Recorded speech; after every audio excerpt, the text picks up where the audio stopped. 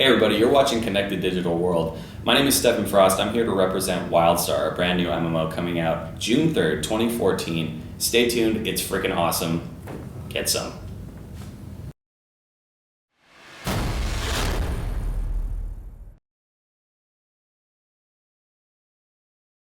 So, thank you for joining us. Thank you for having me. Would you like to introduce yourself and tell us what you do? Sure. My name is Stephan Frost. I'm the design producer at Carbine Studios working on the game WildStar, which will be out June 3rd, 2014.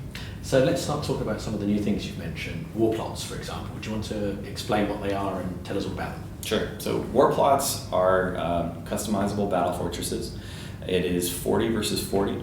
And we use our housing tech to put in plugs and sockets. And really what the point of those plugs are is to defend your power generators. If those things get blown up, you lose the match. So you need to come up with a configuration that works best for you and your team to stop people or to create choke points or to kind of really find out what stops people so that you can keep your base alive. Or if you want to go on the offense and fight against theirs, how do you fight through theirs and react to that? There's also resource nodes in the middle that you can, in the middle of the map, that you can capture. And another way to win is to get more resource nodes rather than blowing up the enemy's power generator. So we did that because we didn't want it to be, have these ties or, stalemates where people can kind of go like, well, we don't know who won really. So it's just another kind of way to do it. But it's totally fun, ridiculously over the top because there's 40 versus 40, so it's massive. The things we've noticed is over time, as we've seen players in beta playing more of it, at first everybody's like, well, we'll just Zerg it, and that's how we'll win. But you'll notice as more people start playing it and getting more hardcore with everything, they are completely about figuring out what the strategy is to stop things like that. So there's some YouTube videos that have been posted recently from beta stuff that are looking pretty promising for the feature. I'm really excited to see what happens when we launch it. So you say it's quite customizable. What sort of things can you customize? Well, there's two ways you can kind of customize things. You can put down deployables, which are things like landmines or turrets that you can place anywhere. And it's kind of like our housing free placement. And then the other part of it is the plugs and sockets. So we can put in something like a nuclear test facility. So when you're running through, it actually hurts the other player coming through, but you get a hazmat suit. So you don't take any damage, but the other players do. So it's all about finding something that either corrals players into a specific way or hurts them in a specific way and setting up your defenses or your teammates so that they can stop those players from coming in and attacking.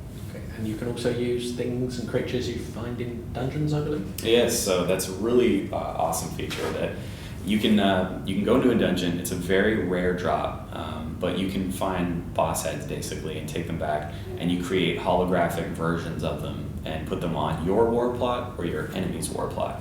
And they become 20-person bosses, basically, that are fighting for you. And you can dictate when you would like them to come on. They have a cooldown of, I think it's about 8 minutes, so they can be up for 8 minutes. There's a cooldown, I think, of another 8 minutes.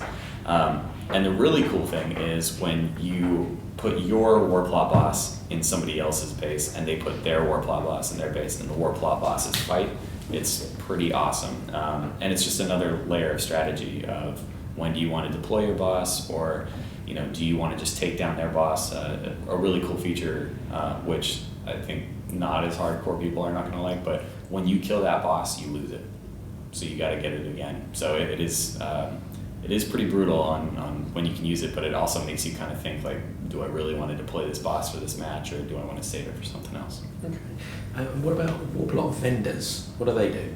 Warplot vendors allow you to buy things specifically for warplots. There's a warplot currency, so it's not like you have to farm gold in some other section of the game that you really don't like. It is, you stick in warplots, you play in warplots, you use that currency. The vendors sell things like plugs, specifically that I was talking about the nuclear reactor plug. You can put that in based off of what you buy off the vendor. Deployables are the same way. There's even some bosses that you can buy on the Warplot vendor instead of having to go into a dungeon. Okay, that sounds really cool. Yeah. Excellent. So just remind everyone where they can find out information on WildStar. So to find out any information on WildStar, you can go to wildstar-online.com. Go check out our great website. We have, you can find us on Twitter @WildStar or @Carbine_Studios to find out info there. We're on Facebook. We're all over the place. I mean, basically just Google WildStar and you'll find loads of information about us. Thanks very much for your time today. Thank you for having me. Hey everybody, right now I think you need to do yourself a favor. Like, comment, and subscribe this channel. This is the DevSpeak voice speaking right now. It's really not quite different from my normal voice, but damn it man, or woman, please subscribe.